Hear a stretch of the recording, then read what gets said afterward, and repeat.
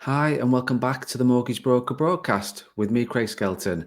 My guest this week is a insurance specialist, protection specialist, but so much more than that as well. And I'm so looking forward to talking to her today, getting to know all about her, her business, her brand. She's a fellow podcaster and a real big social media influencer, Carla Edwards. So welcome to the podcast, Carla. How are you? I'm fabulous, thank you. How are you? Good, yeah, very good. I'm not quite fabulous, but I'm good. I'm very good, thank you. I never use the word fabulous, but I'll always be quite mediocre with stuff like that. But I'm glad you're fabulous because I'm so excited about getting you on the podcast and hearing all about Thank you you, for having your me. journey. No, I'm. It's good to get you, prise you away from the other side of the mic and get you on this side and hear all about you and your social media influencing and stuff like that with your masses of TikTok followers and your other social um, media, obviously platforms that you use. But yeah, I'm just glad to get you on the podcast here about because I've done the introduction and talked about obviously you're a protection specialist front and foremost, I'm guessing, and that's where you earn your bread and butter. But then so much more behind the scenes with your podcasting and your social media stuff that you're doing and your creative videos that we all know and love. So I'm looking forward to talking about that and what goes on in Carla's mind when looking to create those sort of the brand Oh, and you don't want to know. those You videos. don't want to know what goes on in my mind. But yeah, I'm Right. excited. Good, good. So first of all, a quick introduction about you and where you're from and the rest of it. Yep. So I'm based up in the northeast, but I do most of my business all over the UK. I don't actually do a lot of business around the northeast, but that's through the power of the videos and social media, which has given me a lot more opportunity to go outside of local. Um, Right. I run a protection firm called Protection Parent. I also host a podcast called Money Making Mothers, which is soon changing, which I'll go into more detail about. Okay. I also run a property business doing buy-to-lets. Wow. So Oh, and I have three plenty. kids. Just getting that bit in at the last bit, Carla. Yeah, And and I've the got three three kids. Yeah, they're kids like the most important thing as well. Yeah, so, yeah, and three children. Yeah. and three children. Well, and obviously that was where the money making mothers come from in terms of the Yeah. podcasting and stuff like that. So yeah, really from my point of view, I'm just interested to hear about really podcasting videos. I do videos, I do podcasting.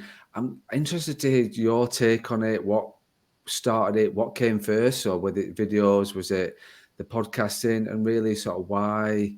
What was going through your head? Setting up your own firm as well while you've got three kids. So we've got absolutely loads to talk about, and I'm can't like, and obviously as well, just really understanding the creative side of Carla and like you sort of said then it'd be difficult to get into your head and find out what goes on in there and how creative you are because some of the videos are monumental in terms of the stuff you do.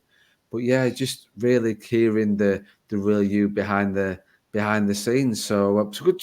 Just first of all, Carla, protection parent is that where it sort of started running your own firm? Is that when you first went doing that? Yes, that's when I opened my. So I was working under another firm. Like that's where I got my industry knowledge in terms of.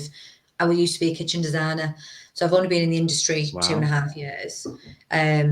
And I was under a firm for about 18 months, and then I left and set up my own firm in January, which was when the protection parent was born. And from starting, as soon as I started, it was, when you have one of those light bulb moments. And I was getting trained, I was in my kitchen, and my mentor was giving me some, like, going through like critical illness and children's critical illness. And I was like, so you're telling me that if my children were ill, like when they were born, I'd have been paid money or I'd have been all right, not worrying. And he was like, yeah. I said, well, what? I don't understand. I've got three kids. Why wasn't I told this before? And he was like, don't know. And he just said, don't know, and just carried on. And it was like, no, why? Like, why wasn't I told? Like, I just found it absolutely mind baffling that I could have three children and at no point be told that, oh, do you know, if during pregnancy, if the baby has Down syndrome or the baby has cystic fibrosis, any of these life changing conditions, you can actually protect the baby, which I would have done. I would have done because I've always found it a priority, but nobody had ever told me. So therefore I didn't know it was available. And it really bothered me. And I thought, how many people in this country are doing the same thing I'm doing right now and thinking, how on earth did I not know that? And that's where I knew like it just hit me like a ton of bricks. I was like, I need to do something about this because it's not right. I don't believe it's right, regardless of in terms of, I know in our industry it's, how many clients and your service levels and things, but just in terms of for me and my conscience, I want to know that I've made a difference to help educate parents to protect what matters most, which is the children. Exactly. Do you think that's down to the advisors, protection advisors, mortgage advisors? Do you think that's down to them and the sort of their lack of understanding or their lack of knowledge or their sort of lack of priority? I don't Do think you it's think there's knowledge, Craig. I think it's the passion, if I'm honest. I think right? it's the passion towards the product. Like I was saying to you earlier, I'm going on this, I'm doing a talk at Cover event, and the subject is about how we approach protection differently. And I don't think anyone's doing it deliberately. I think you just, when you come in the industry, you get taught a certain way, and unless you see a different way to do it, you just do what you've always been told to do and just carry on like that. I think the industry needs a big shake up. I don't believe that we as advisors have anywhere near enough respect for the product and what it does. And we don't shout. We're not as proud of it as we should be. And it's about having more confidence in the fact that this isn't a product that we're selling. This is something that can literally change your life and make the difference between you being financially stable and being in financial hell when your child's critically ill. And I talk a lot about children because I don't think it gets spoke about enough. And that's where the videos had started from. And I was just like, how do I get this across without sounding like a boffin? Because a lot of the time in this industry, it's Full stats of and jargon. Yeah, exactly. yeah, like, saying things in a way that you don't understand. Like, just speak normal. Just tell me as it is. Tell me what it is, and I'll understand it. It's sometimes we try to use knowledge as power and be, well, these critical Exactly. conditions on the definition list. Well, what does that mean? What it means is if your child has cancer, you're going to get paid. That's it. And it's about breaking that down and just being an actual human rather than Yeah. an advisor. Yeah. I think you said it right when you said just then about you don't sell protection. I've got like I run a firm and I've got various advisors in the firm and I always talk to them about you don't sell protection. You're not that's it doesn't sell protection. You're just understanding like the shortfalls, the priorities, the needs, the budgets and things like that. And that's all you're there to do is talk about and understand like for clients to understand. Like you say, I think just jargon's power. People think that so when they come up with jargon and loads of stats and things like that, it just makes them feel a bit more important than actually. It's just say it how it is. Just give it me in basics of exactly what will happen.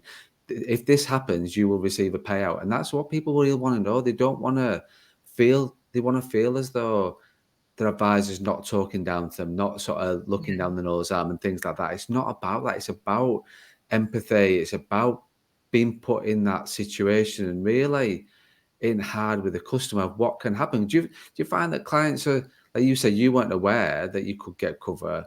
Is people tend to put it off. It's one of those things that sort of always gets put to the back with pensions, wills, protection. They just tend to sort of be swept under the carpet a bit. Something that's always going to be done. Do you find that? Yeah, massively. And I used to, when I first started, I used to think it was down to cost. Like people would avoid it because they thought it was going to cost a lot of money, but it's actually not. I've had clients who spend £10 a month to £300 a month, and they say the same thing. I didn't do it because I thought, I just kept putting it to the back of my head. It's not down to, and I think that's where the barrier is it's the understanding of how easy it is. It's the fear of, I don't get it, and I don't want to. I don't. There's no worse than trying to do something that you don't understand. Like I avoid things that I don't understand because you don't like it. It's like when you were a kid at school, you always did well in the subject you liked, Yeah, and it's the same thing when people think they're going to have to deal with something they don't actually understand in it, and it gives them that bit of fear of, oh, I don't know what I'm getting myself into here. They avoid it, and that's where people actually just said it as it is, sorry, and spoke normal and treat them with, you know, it sound without sounding a bit rude, it's like speaking to them as if they don't understand. That's how you need to speak to them, instead of Yeah, trying to act all professional and trying to act, you know, as if you know everything and you are very educated and you are the expert. You can be an expert and be a normal person as well. You can, just because I talk, say I love to my clients, doesn't mean that I'm not an expert. It just means that I'm actually a normal person who they can speak yeah. to. Yeah, and you don't think you're above what the person you're speaking to and talking about because you've got this qualification, you've got this, that, the other, you've been dealing with this, you're the expert on this particular thing. People don't want that. They don't want to be baffled by you. They just want somebody that they can actually speak to and ask questions to. And I think, does that go down to how you set it up in terms of how well you get on with your clients? Is that, if you think about where your leads come from and where your business come from, is it quite clear? Which I'm guessing I'm probably knowing the answer to this already, Carla, after spending a bit of time talking to you. But I'm guessing that people will get to know Carla and how you work fairly quickly into the first time they ever talk to you or any communication with you. Yeah, I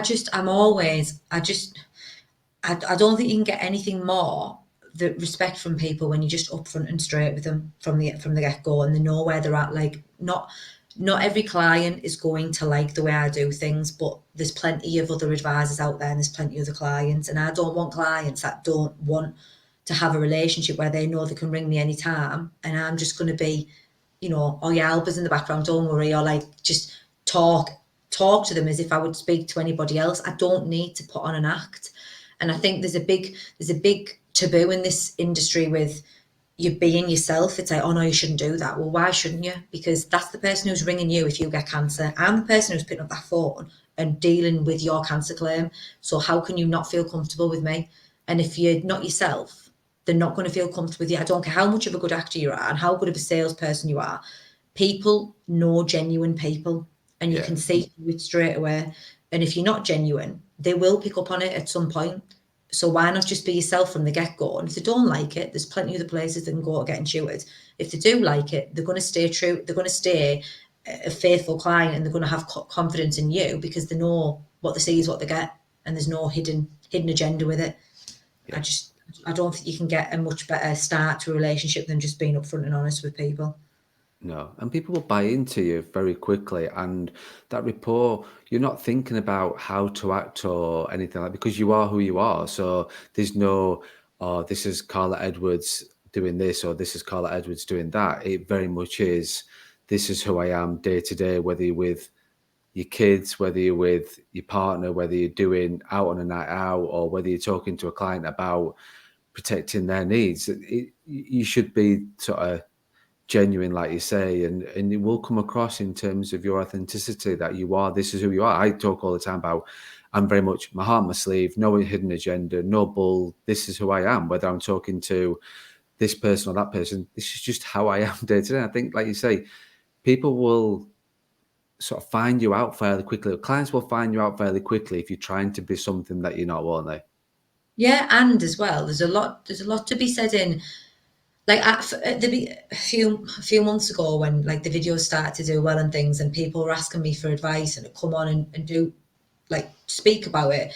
I used to get scared thinking, oh no, but I'm not the most knowledgeable, and I'm not. I'll never claim to be the most knowledgeable. I'm very good at making something relatable. I'm very good at marketing things, but I definitely don't know everything.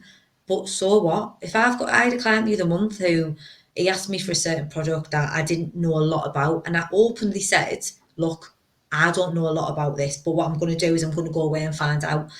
And he literally said, I've never dealt with anyone who's been that honest, and it made me have so much more faith in what you were doing, because not everyone is going to know everything. And especially with the products we deal with, they change all the time. You Yeah. know, you can't possibly know every single definition on every single list because it changes that often. So for me, if I don't know the answer, I'll go and find out. But every single client gets treated exactly the same, where I'll give them the same, like, I'll go through the same procedure, I'll understand the needs, then I'll go and source what's best for their needs. But there's just so much pressure to be this perfect advisor who knows everything, and I just think it's just not real. It's You not can't. real. No, it's No. not. So just It's not. just just be honest about it. You're not going to know everything, but there's no shame in that. Nobody does. No, you physically can't. It's like when we look at from a mortgage broker point of view, like I talk to the advisors, like the new people that start doing mortgage advising for the first time, and I said to them, if your outlook on life and your goal is to know everything about mortgage broking, you set yourself up to fail because you can't think. Like you said, things change constantly, and you just got to know, for you being, and this is what I like to say to the advisors is, you just got to be upfront with that client, and no client's looking for the answers in that first appointment or that first meeting. And if you're holding your hands up saying, look, I need to go away, do my research and understand this a little bit more, well, actually, that's far better than trying to black your way through it and coming out with something that's not actually right or true. And if you're taking the time to go away and research and investigate what you're looking to do, well, you're going to know your stuff spot on that area because you've took the time to go away and look at it. Whereas if you're just blagging it, you'll just get found out. Definitely, definitely. It's just there's a lot of pressure with to conform a certain way, and it's not. I just think it's so old and outdated. I really do. It needs to change because there. I felt it. I really did feel it. I was scared to broach certain subjects because that you'd get people commenting saying, "Well, what about this and what about that?" And it's like, yeah, I know, Karen, I know I've missed that bit out, but I've missed that bit out for a purpose. You know, like there's a reason why I've done that. Instead of panicking, thinking, "Oh, people are going to think I don't know what I'm talking about," when it's just not the case at all. It's just having that confidence to do something different rather than conforming to what everyone else is doing. No, definitely, definitely. And you've got, and it is. I take my hat off for you in terms of being very brave with things. And I talk a lot about being brave and looking at not conforming is a brave thing to do. And what you did and making that decision. Was it always? Did you always want to own your own business, or was it just a natural thing that you just fell into? Or Oh, not always. Like I put a post up yesterday about it. Like I remember being, you know, when you think you're normal, like when you think that what you're thinking is normal, and you speak to other people, like actually I'm not normal. Like I said something the other week to two of my friends. I was like, I used to lay in bed when I was a kid. Like I remember being 7, 8, and B thinking, I'm going to do this now. I'm going to own this now. I'm going to grow this, and really think about it in detail. And they were like, no, I'd be thinking about like dolls or like Fireman Sam or something. And I was like, no. Always, like always in honestly in my gut wanted to. I always wanted to run my own business, but I never got it, and something never clicked. I was always looking for what it was, and I thought it was never going to come. And I never ever expected it to be insurance ever. Even though I fell into insurance just by pure accident, but I love it. I've got so much passion for it, and it's just I'm so lucky that I actually enjoy what I do, yeah. and it's an amazing business to grow at the same time as well. But you're right. I'm glad you've admitted that you're not normal, Andy, because I'm not sure that any normal 7, 8 year old. I can't remember thinking when I was 7 or 8. I was just worrying about who was going to score the next goal for Sheffield Wednesday or what was going on with that. And that's all I worried about at 7 or 8, and my own footballing skills. Not thinking I'm going to run my own firm someday. So yeah, I was an you're absolute. I right. mean, I wasn't running an insurance firm. I was probably running something a bit more glamorous. But I remember thinking about me being the business owner, like so Right. vividly. And I think if you've got that goal very early on, then you've got that drive and motivation to make it work. You've got that goal, and you've obviously that's driven you on to where you've got to today and what you're doing and what you're continuing to grow. So fair play to you and hats off to you because that's something you've achieved. And obviously, I know they'll always have other things to achieve and goals to do and where you're going and stuff like that. But you are your own business owner, so and you're brave enough to do that, and you've achieved your sort of dream, shall we say, of being 7 or 8. So, but I'm sure there's a lot of other things to sort of talk about and a lot of the things to where things are going to go for the protection parent and your podcast and the rest of it. So when you look, so one thing I wanted to look at is videos and podcasting and wanted to talk to you about that in terms of understanding where your head was at was, did you, with regards to the protection parent and when you set that up, did you know videos was going to happen? Did you know podcasting was going to happen? What sort of like chicken and egg situation? What came first, videos, So podcasting? I actually started the videos. People like don't realize how long ago it was. I actually started doing videos with Ash, who is absolutely amazing. Shout out to Ash Borland. We Yeah, got it in there, Carla. We got yeah. it in there. You beat me to it. You Hopefully did beat as me well. to it. So Anyone who wants to get some confidence in terms of getting in front of the camera or changing the way they do it, or even just for me, it was simply understanding what I wanted to do, because, like I said, I've always known I wanted to do something, but I didn't know quite how to put it down and how to understand it.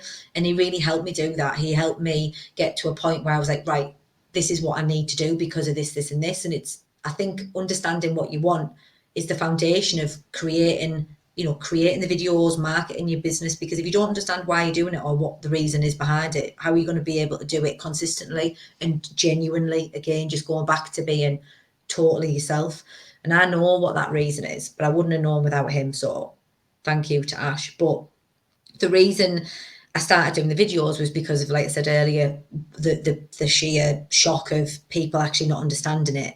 I started that it was about 18 months ago. And they were quite slow at first, but they started to do well. And obviously I started to get busier. And I was getting, then the podcast started because I was really busy and I was working obscene amount of hours. The first 18 months, I was probably working 7 days a week. I've got 3 kids, but I knew it was worth it. I knew I needed to do it because I needed to put my all in for the first 2 or 3 years. And I started getting comments from family, and, my support network was a bit like, well, you're choosing to work. Whereas when I was doing 50 hours a week at Howdens as a kitchen designer, no one had anything to say because I was working for someone else. Suddenly, now I was self-employed, it was, well, you're choosing to do that. Stop working as much. I was just like, I don't get this. Why is it I'm getting penalised if I'm doing it for myself, but if I was doing it for somebody else, it'd be, as if you're having to work that long, because they're telling you to. And that's where it just really frustrated me, because I was like, well, where's I'm trying to create my own dream. I'm trying to create my own legacy, not somebody else's. I should surely have more encouragement and more support. And I just think there's a bit of there's a lot of pressure on mothers to be mothers who are working mothers have a lot of pressure to be this perfect mother. And there's no such thing. Perfect mother, in my opinion, is a happy mother. And I'm a happy mother when I'm working. That's who I am. That's part of my personality. I like to work. So I thought, it can't just be me who thinks this. So I started the Money Making Mothers podcast in the hope to motivate mothers to know that their career and their dream is just as important as being a mother. You being a happy person, children are like sponges, to pick up on it straight away. And when mothers aren't happy, the children are aware of that. And I think understanding that your needs are just as important as theirs is a big deal. So started interviewing women who are creating a career whilst bringing up children, and it's been running for 52 weeks now, so it's done a it's a year. And year. I It was, is a year. yeah, Yeah, it's exactly. actually a year next week. Congratulations. Thank you. It's a year next week. It's performed really, really well. And I'm the final episode, so I don't know whether I've actually said this to anybody yet, but I'll say it to you. I'm the year episode. It's my final takeover, so I've actually been interviewed for it. Right. And it's then going to change. It's going to relaunch in December as a diary of a money making mother, and I'm going to do a weekly entry every week as a podcast of the real high and low of running a business and trying to build something, because social media can have a lot of BS, and I want to showcase the hard part and the good part, and do a weekly entry into this is what it is when you run a business, and try and hopefully help motivate other people that start their own journey with it. Excellent. And is that solo then, Carl? Is that just you giving like your Literally diary entry? Yeah. just once a week, 15-20 minutes, just this is what's happened this week, this is what's gone wrong, this is what's gone well. Take questions and things from people, and do that for a year. So I've done a year of interviewing guests and other women, and I'm going to do a year of my own journey, because for me as well, I think it's important to be able to look back on it and be like, this is where it started and this is what it's grown to. And it's priceless, I think, that. Yeah. It is. I know I certainly don't ever really reflect and look. Well, I do reflect, but I don't look back in terms of what we've done, what I've achieved, where I've gone, where I've gone to, and where I've been going. And I think it's just sort of something that's very important, of like reflecting and looking back on what a great sort of time to then do. Right, I've done a year of interviews and I've listened to the podcast, and I think you've had some amazing guests on, and I love the podcast. It is very real and raw. Even though I'm never going to be a money-making mother, unfortunately, I've come to that realization that I'm not fitting in that demographic. But I do listen to, because I think like you do have some great guests, and just listening to you and how you go. I think because you don't have to be a money-making mother to get something out of your podcast, because it is, yes, it's aimed at that, and it's aimed at those people, and your guests are aimed at that. But anybody can take some of the content, listen to that podcast and the guests and the way they adapt and things like that, and the feedback and the hints and tips and all the different things you've shared over the last 12 months and the 52 episodes.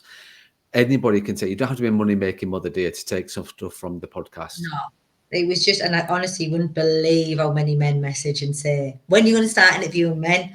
And I'm like, well, you know, mother, I can't. And I'm like, maybe I'll rebrand and do a year of like for men instead. But I thought it was at that point, I suppose I needed to gain a bit of confidence in myself and what I was doing. And now I think I'm at a crossroads between, do I be open about my own journey, or do I continue looking at other people's? And I think it's about time I started giving some real insight into my journey and how it's going to grow.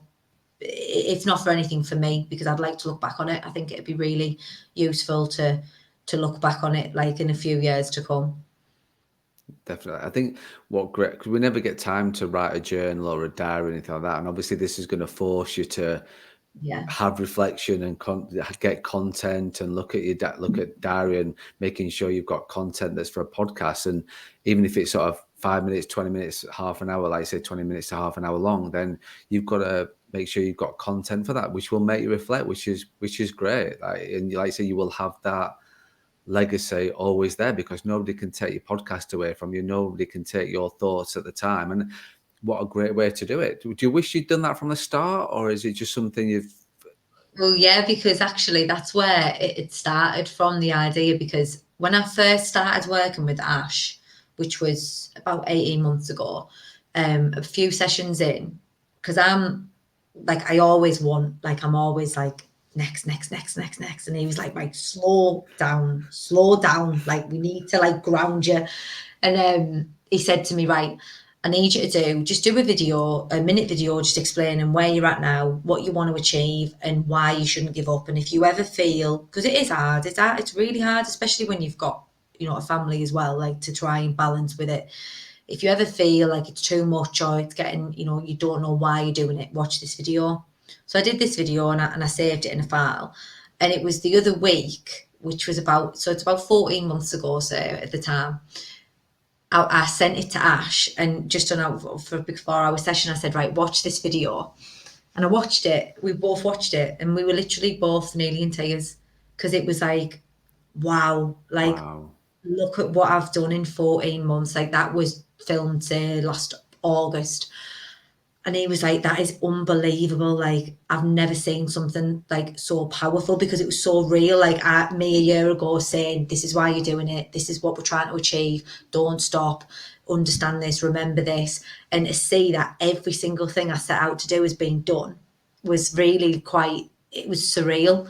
So that's how the conversation started going about it. And I was like, oh, I can imagine if you could document it all. And he was like, and that's where the diary come from. Because I just thought it is raw, and it is real, and people, like, going back, I'll always go back to people empathize with people when they're just being themselves. And if I can showcase that side of things, you probably get more from it, rather than just like a set out interview where, you know, like, it's not completely staged, but you know that there's going to be questions, you know that you've got to have certain answers. This is just going to be raw 15 minutes. This has been a hell of a week, you know, like, and like go from there. Yeah. I think that is such an amazing thing. And I think you will get people, because that's the feedback. I don't know what feedback you get about your podcast, but the feedback I get about this podcast is that people like the mix up of, people want to hear people's stories, people want to hear people's journeys, people want to hear real, raw things that people go through as they're starting out. I'm not sure I'm going to get anybody else on it saying they knew they were going to run their own business being 7 or 8 years old. I think that's quite unique. But people always will sort of take things from people's experiences and take little snippets, and people want to hear about people's journey. So, and people will follow you through that journey. So people, like, week by week, they're going to hear you, your challenges. I've got no doubt it's going to be very much heart on sleeve, no, very raw in terms of how you're going to do it. But like I say, it's going to be a great listen for people just to then hear about you and what you're doing. And that can be hard sometimes, great, like, because I think it depends on the kind of person that you are, thinking, well, who's going to listen to me ramble on about what's happened in my week? Have you gone through that sort of thought in your head of Oh, where yeah, how? believe me, I don't think there's going to be loads of people interested. There'd probably be me and my mum, but like that's what I mean. Ultimately, it's like one thing to try and remember whenever you're starting out doing anything is thinking, who actually cares? As long as I'm doing it because I want to do it for me, anybody else is a bonus.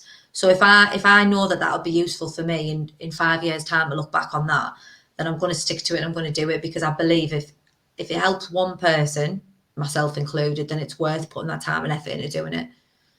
No, definitely. And that you could, I think for anybody listening and starting out, it is, I thought that when I was in the same place as you, thinking, when I did my first podcast, my first ever podcast, I was on a podcast with Alex Curtis, my first, and I just thought, we've got somewhere to go with this, and I just did it. I never expected anybody to listen.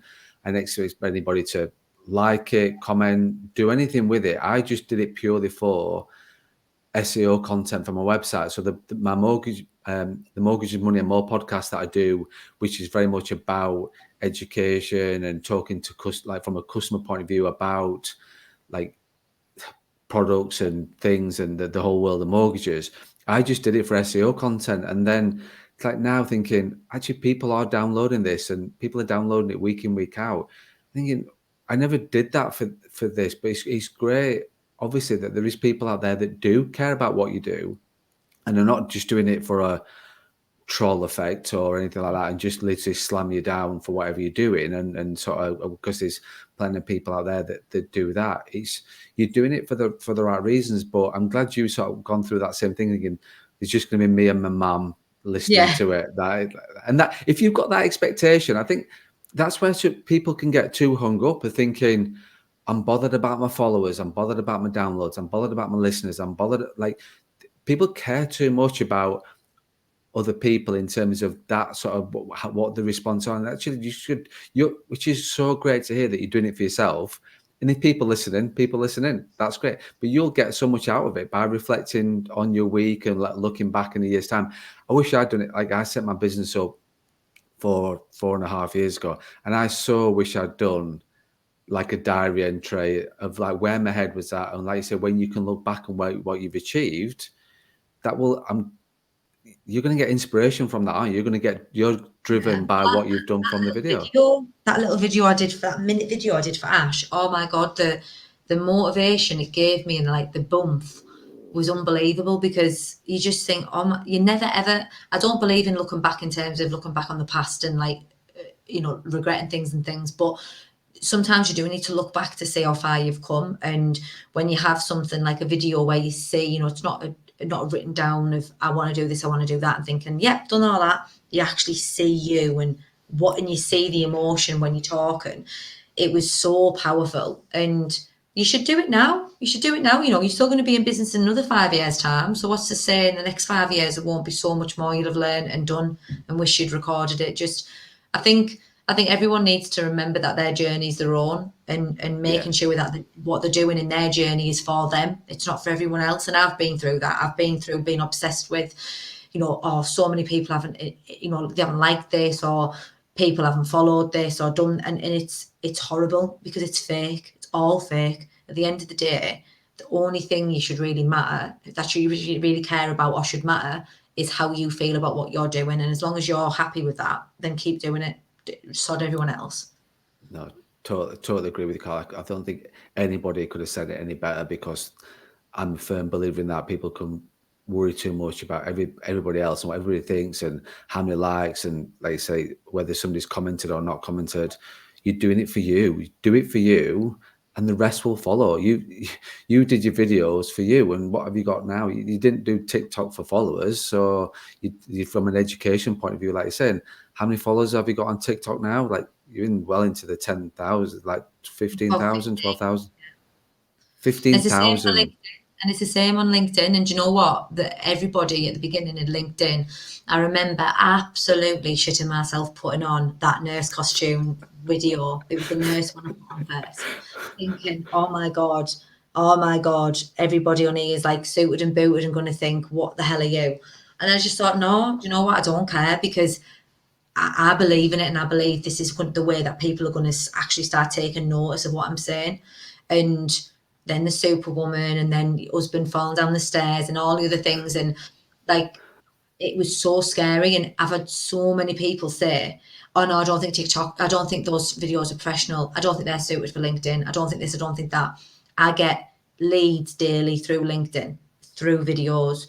I've got just as much followers on LinkedIn as I do on TikTok, because people like things that are different. People are bored of the same old. And that's where, like I said earlier, about having confidence and doing what you're doing because you believe in it, that's so important. Because if I thought, I'll just keep this on TikTok because I'm scared of it being on LinkedIn, I'd have never have done the things that I've been doing in the last 10 months. But I just thought it was, well, I have to give credit to Ash. Ash said to me, get a grip. You are who you are, and you need to show everybody that. And whether it's on TikTok or it's on LinkedIn, it's out there now. So just put it everywhere, because you need everybody to see who you are and why you're doing it.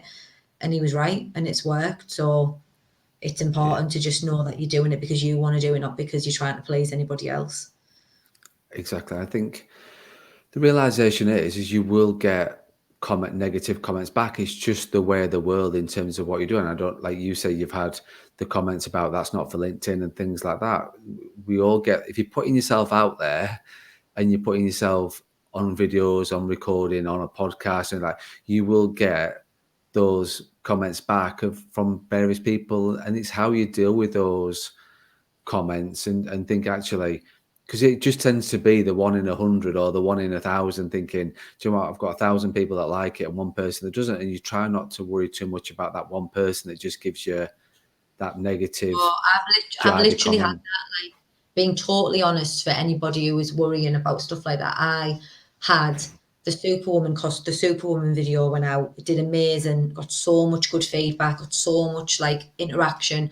And I was actually in the middle of sorting a client out at the time. And he was from LinkedIn. He'd seen my other videos where I hadn't been doing anything different. It was just, talking about the product. And he literally screenshot the video and sent me it and said, I don't think I can do business with you anymore. And I was like, I thought he was joking at first. I was like, what? I was like, sorry, I don't like, and obviously I was very anxious and nervous anyway, because it was something brand new. Yeah, And it literally put me in tears, because I thought, oh my God, am I doing this wrong? Have I just embarrassed myself? He was like, I don't believe anyone who's professional should be prancing around in a Superwoman costume. And I was like, in the end, like, after speaking to people, I just put back, that's absolutely fine. If you don't believe I'm professional enough and I should be in a suit, not a problem. Go and find someone who's in a suit. But I promise you, they will not care as much as I do about your insurance. But that's up to you. And that's literally how it got left. He must have went somewhere else. He never got back in touch with me. And I promise, I'm not just saying this to like sound good. Out of every single client, that's one client. That's one out of, I've probably done 300. So out of one client. And if I'd have focused on that, I'd have stopped doing it. And I wouldn't have yeah, got the other 299. Do you know, you can't focus on, there's always going to be one prat. There always is going to yeah, be. And yeah. that's up to them. But you can't stop that. You can't have them stop you doing what you want to do because of that one person. Nobody's going to always, you're not going to have everyone who's going to agree with you. Definitely, and you won't. But I think, like, you've got that resilience, like you've shown and thought, and seen the positivity out it, and thought, you know what, there is 399 people, and you've not fallen out with that one particular person. You don't have to, like, the negative comment that I might get on the stuff that I do. Like, I'll always thank them for listening and thank them for giving me some feedback, but you've got to think about all the positive stuff, like you did, of thinking, well, there's 299 people out there that do like what I do, and you just, because it's too easy to then tweak what you do to then please other people, because Oh, that's just a yeah. human trait, that, like, we're human beings. But you've sort of seen through that and thought, do you know what, this is who I am. I'm not going to tweak anything for anybody. And then you've just taken that to then you've just kept creating and creating and creating even more. So fair play to you, Carl, that you've sort of had the persistence with that, really, not taking that one point at that particular time to be somebody or something totally different to what you are. Yeah, it was, don't get me wrong, it was hard. It was hard. And I was very, very polite, thanked him for his opinion, just said I disagreed. But like, everyone's entitled to their opinion, and it's fine, but it does bother you. It really does get to you sometimes, but you just gotta stay true to what you want to do, and realize. And I look at that and I remember how much it bothered me at the time, and it bothered me for weeks. And now it makes me laugh that I thought that was so important, because now I see what it's achieved by being true to myself. And if I'd have looked at that one person and thought, no, he's right, got to stop, this is ridiculous, can't do it, I'd have never have done everything that's happened. And it's so mad to see what one person's influence can seriously affect the direction you're going to take. And you've just got to remember why you are doing it and continue with your direction, and just not listen to anybody else. Yeah, definitely. So talking about creative, like the videos and things that you do, where does that come from? Because my world is very much mortgage broken, and I struggle with creative. If you said to me right now, I need to create a video for this, I would sort of struggle going, "Oh, where do I start?" I'd sit there for hours thinking about it, overthinking about it. And I think just about naturally, people in financial services, protection, full financial advising, investment, pensions, mortgage advisors tend to struggle with their creative side, because there's a problem and then you're providing a solution for that problem. So that doesn't really fit with marketing and creativity, which I've talked about on previous podcasts. So how do you, and what and why, and think about your creative stuff and the style, how do you be so creative with your videos? I don't know. I should honestly, No. in my weird little head, like, it just comes to me, honestly. Like, I have got a very good. I've only just recently noticed it though, like, because it's weird when it's only you. Obviously, I only work with me, and I do things. I just think like it's just normal. Like, that's just, everyone can do that. And then when you start going, like, I went to a few events. I've been to a couple of events, and people are coming up to you don't know, and they're saying, how would you do this? And that's not normal. And I'm like, I don't know. I just do it. Like, and it makes you realize, actually, maybe it No. is quite good. I've got an issue with saying what I'm doing is good, because I think I don't want to sound like I'm bragging, but I actually do have, I'm quite good at that. I'm quite good at marketing. I'm quite good at creativity. I'm not good at like, like, I would never be able to draw you a picture. I'm not creative like that, Right. but I can think of things quite quickly. I've got quite a quick brain with turning something that's boring into something interesting, or making it appealing to a target audience. Like, I've always worked in sales and service, and I've always been quite good at doing that, but not realised how good until I've been given something I'm actually really passionate about doing. And is that down to, do you have like a set time each week, or is it just inspirational, time driven? Doesn't really matter what day, time, or night it is. You just think, oh, I think about that. Where do you take inspiration, and when do you take that? So sometimes the right answer would be, you should set out a time once a week to sit and do it. That's what it should be, because I have done that, where you sit and you go, right, let's do 3 hours. Sometimes I need someone else to hold the camera. So it's like, right, let's do Sunday, 12 till 3. We're going to do as many videos as we can. But then recently, the more where I've just been sort of saying what I think, and doing more just me talking, I pretty much do them on the spur of the moment, or something happens and I'm like, ugh, it gets me angry. So I'm like, I need to turn that into a video, and like, I'll write it down and I'll just do it on a night. So no, I do a bit of both. When the more the staged ones, that's where you've got to have actual time to do them, because you can't just start strutting about in a bloody Superwoman costume and falling down the stairs. You need to have that set out. But when it's just me, if something's annoying me, I'll just start recording. Or on a night, I'll think that I need to talk about that, because I think that's important, and I'll just do it just before I switch off and go to bed. I'll just record it. It's Right. very, very easy. When people actually get their head round, especially TikTok, TikTok is so easy to record on because you can stop and start.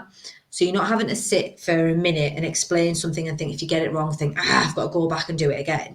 You literally can record the first sentence, stop, record the next sentence, stop. Right. So it's very easy to do it.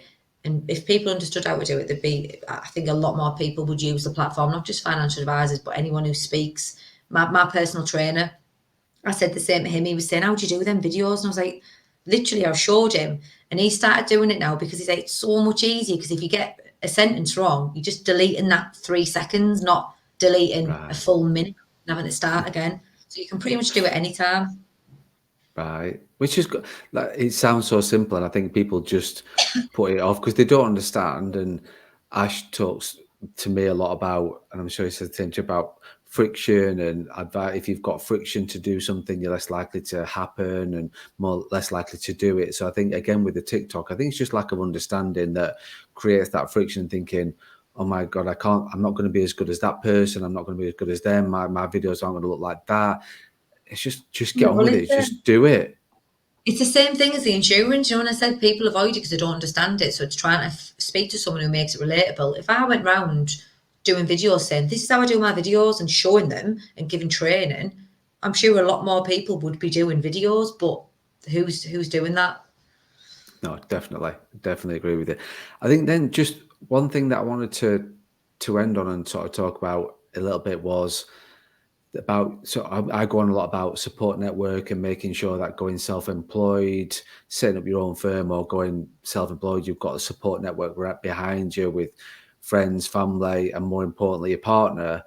Now, you've got your partner rolled into videos. So I think that is quite a unique thing going on. And when I saw the videos for the first time, I thought you've either paid somebody a lot of money to be some sort of paid prop in the videos, or you've got a very understanding partner. I'm Oh guessing now no. it's a very understanding partner.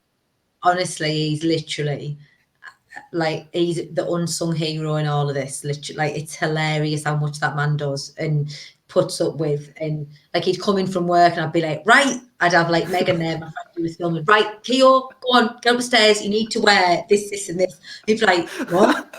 Like, Keo, get in the wheelchair. Keo, like that one way force on the stairs. Keo flung himself Yeah. down the stairs about 10 times. Like he didn't just fling himself down the stairs once. It was he'd done it, and then I went, nope, didn't get it. Do it again. And he was like, right, do it again. And he was like, are you taking the mic? I'm flinging myself down the stairs. Like, Keo, you need to do it this way, point.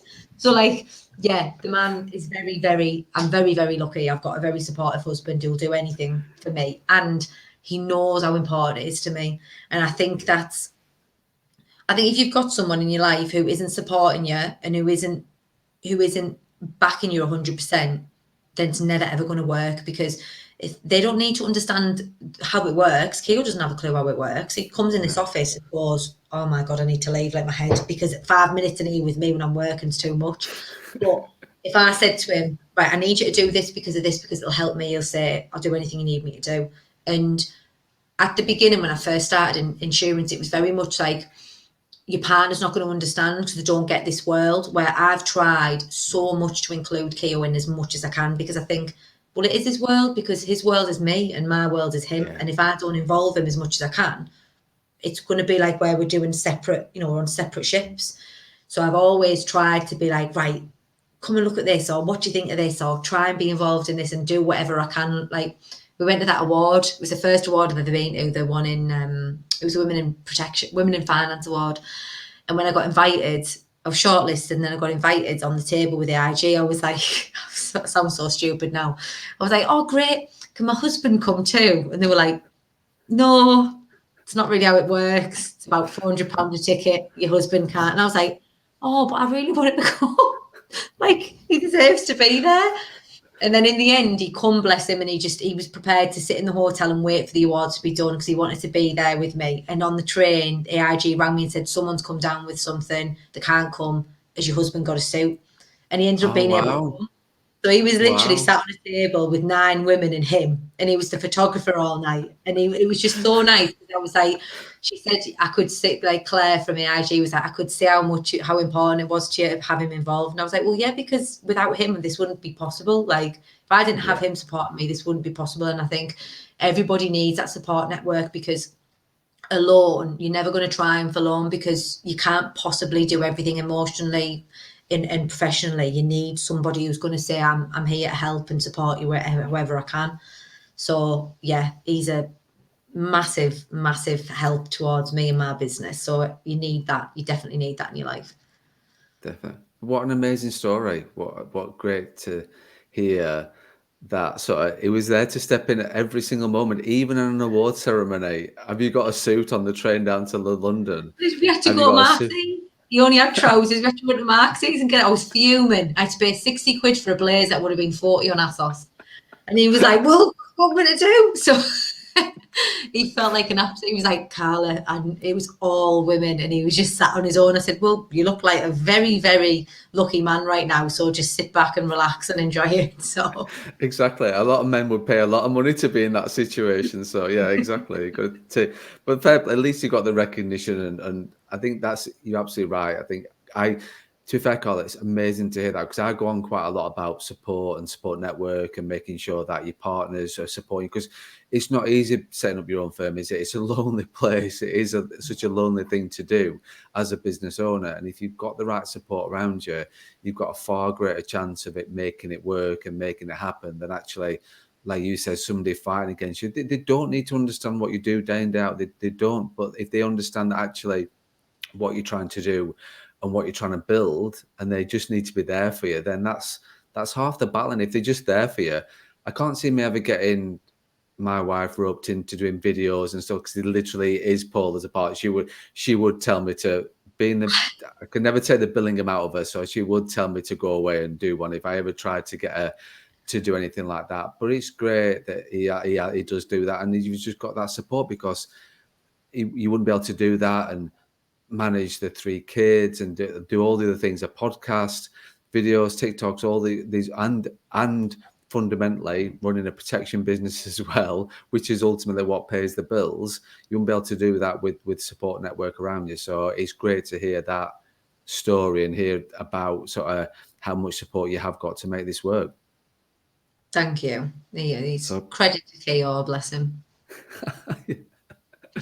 yeah, well, we can end on that. We can give him the shout out at the end, at the sort of the little shout out that he deserves, and we've given Ash the shout out.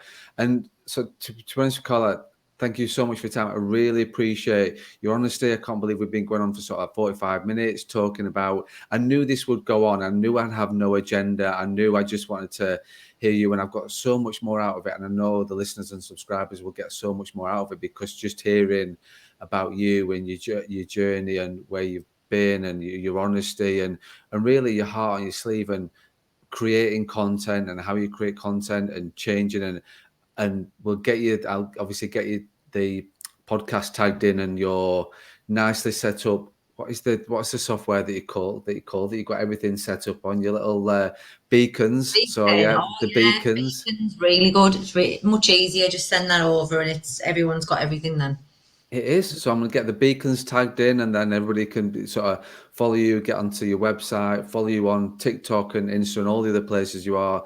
Check out the podcast, because I do subscribe to it, and I'm looking forward to hearing about you and your sort of your weekly diary entry. So that'd be great. So Carla, just thank you so much for your time and input. I've really enjoyed it. No, thank you for having me, love. I appreciate it. I do. And keep doing what you're doing, and start recording yourself so you don't regret it in another 5 years. I will. I've added that to my to-do list, because I do have a to-do list. I've added that to the to-do list to start making my diary entries, and doing a video about it. So, Brill. Carla, thanks very much. Thank you. No problem at all. Have a good day, love.